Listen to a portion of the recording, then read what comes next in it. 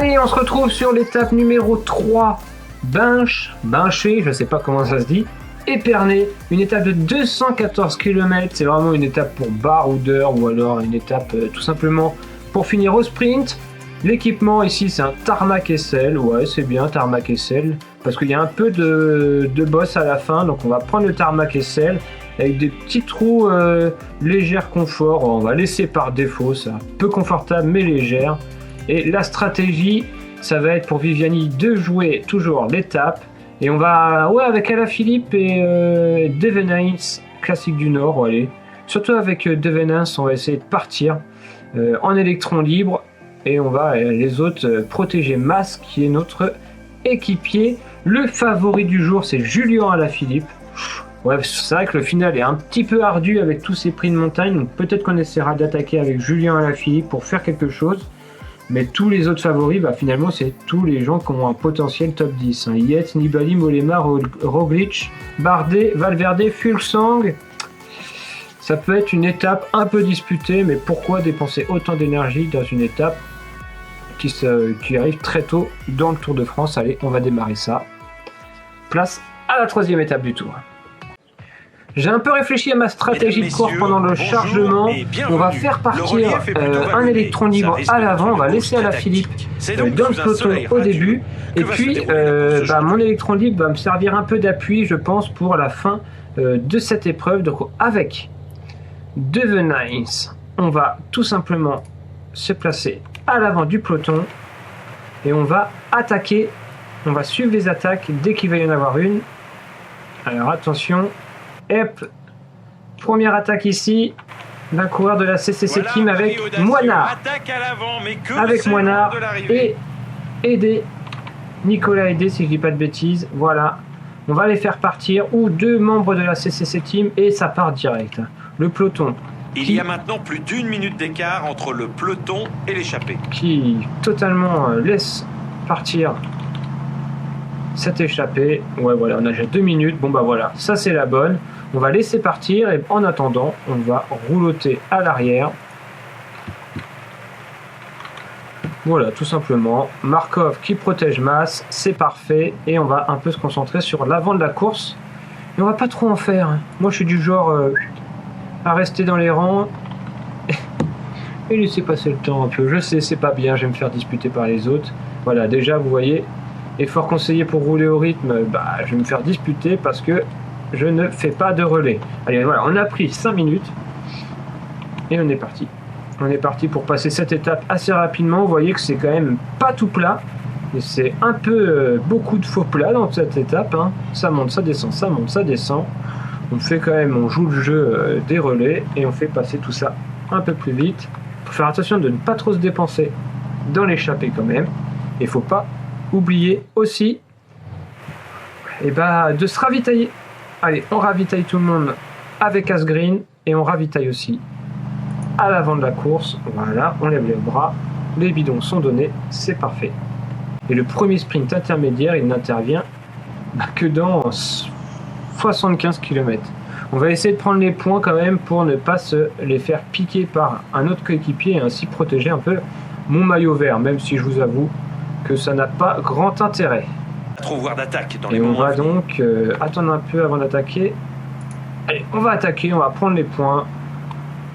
Et on va se reposer. Oh, je sais pas si c'est passé. J'ai peut-être été un peu gourmand. On va attendre de voir le résultat de ce classement.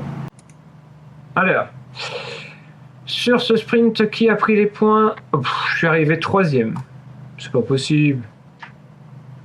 C'est pas possible. Putain, ils m'ont soufflé des points sur la ligne. Ça, c'est bête. On peut essayer de choper des points au meilleur grimpeur, d'ailleurs. On va tenter la chose. Alaphilippe qui a un beau plus 2, là, donc ça lui donne beaucoup de points dans ses caractéristiques. Oh, ça attaque.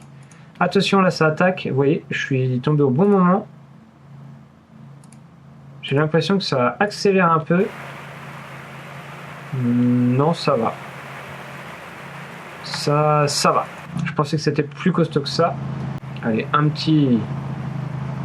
Et vous voyez qu'il n'y a plus personne qui collabore là. Et ça, c'est pas terrible. Il n'y en a plus qu'un qui collabore à l'avant. Ils ne sont plus beaucoup à suivre l'allure infernale. A priori, derrière, ça roule très fort. Ouais, on est bientôt revenu sur l'échappée. On va quand même essayer de gagner ce grimpeur où ça attaque. Ça attaque de très très loin. Je doute de pouvoir prendre les points. J'arrive. Je prends quand même 2 points ici. Normalement. Je prends normalement 1 point plutôt. 1 point. Même pas, je suis même pas sûr. Si je pense que je prends 1 point.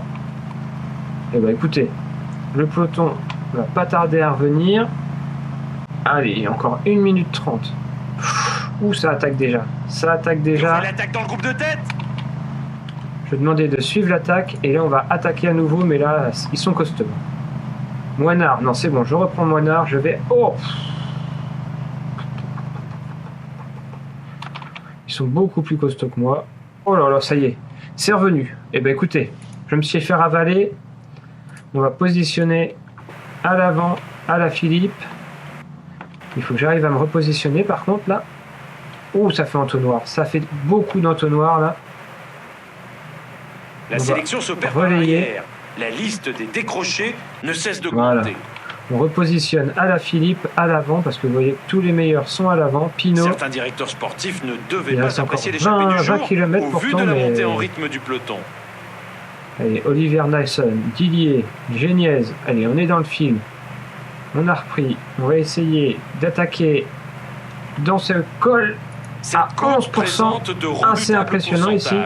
1 km à 11%. C'est le terrain de jeu préféré d'Ala Philippe. Donc on va le faire rouler. On va lui faire prendre son gel pour essayer de lui faire récupérer un peu d'énergie. Et voilà, on est parti en solitaire avec Ala Philippe, qui n'a plus du tout de bidon. Donc là, il faut qu'il se ravitaille. Voilà, parce qu'en fait, les autres ont été ravitaillés.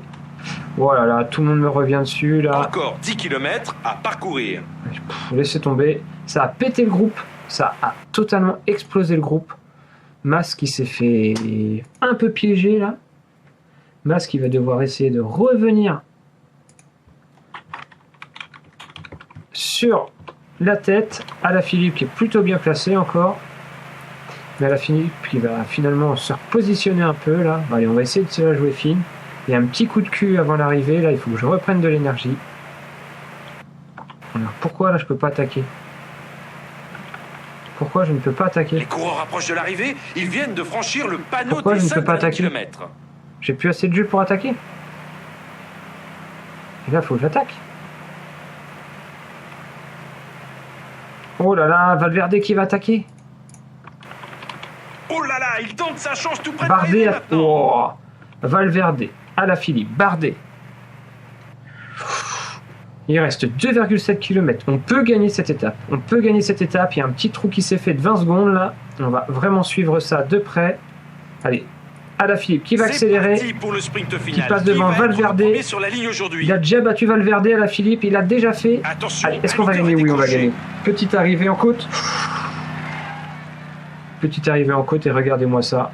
On passe la ligne en tête avec un petit écart sur le peloton de 30 secondes. Donc on va reprendre du temps dans cette deuxième étape. Valverde deuxième, Bardet troisième. Il est très bien positionné, il a très bien suivi Romain Bardet. Quatrième, Matthews, Kwiatkowski. Ensuite on a Geraint Thomas, Daniel Martin, Simon Yates, Bokeh Mollema, Thibaut Pinot, Tom Dumoulin, Warren Barguil. Ala Philippe, très belle victoire de Ala Philippe là dans ce petite bosse finale de cette troisième étape. Bah, écoutez, 3 étapes, 2 victoires. Alors est-ce que le jeu est trop facile ou est-ce que mon équipe est bien en forme? À savoir que cette équipe de Sonaik Quick-Step est juste la meilleure équipe au monde actuellement, hein, donc c'est celle qui a remporté le plus de victoires cette année. Donc pour le moment c'est cohérent. Allez, on va voir les podiums. Julien Alaphilippe, première victoire, qui prend 7 secondes. Alexandro Valverde et Bardet, voilà, sur cette petite dernière accélération. On aime. Ensuite, au général, bah, on remonte pas quand même, hein. Faut pas exagérer. Geraint Thomas qui arrive, 4 gel maillot jaune, avec Froome deuxième et Kwiatkowski deuxième et Chris Froome troisième. Bardet qui remonte 4e, c'est très bien. 3 Ineos aux 3 premières marches. Mince. Julien Alaphilippe, meilleur grimpeur, c'est le 5e. Il a 2 petits points. Bon, bah, allons-y. Hein. Et on a donc Julien Alaphilippe qui vêtit le maillot vert, comme il a gagné une étape et qu'il arrive deuxième à une autre, et Yann Viviani qui est deuxième. Bon, bah, au moins on aura un maillot, c'est déjà pas mal. Classement des jeunes, Henrik Mas est 10e, c'est pas mal. Et classement par équipe, bah on est dans les choux. On est dans les choux total. Alors au général, et ben voilà, on remonte à la 12e place. Ça c'est beau, à 42 secondes de Thomas Geraint, de Geraint Thomas, pardon, et de Michal Kwiatkowski, Chris Froome qui est à 2 secondes derrière par des... Bon bah c'est pas mal, hein. On a réussi à replacer un peu du monde là. 68e, 86e, 87e, mais Henrik Mas par contre on a perdu beaucoup de temps là. 3 minutes 58, ça je suis pas très d'accord.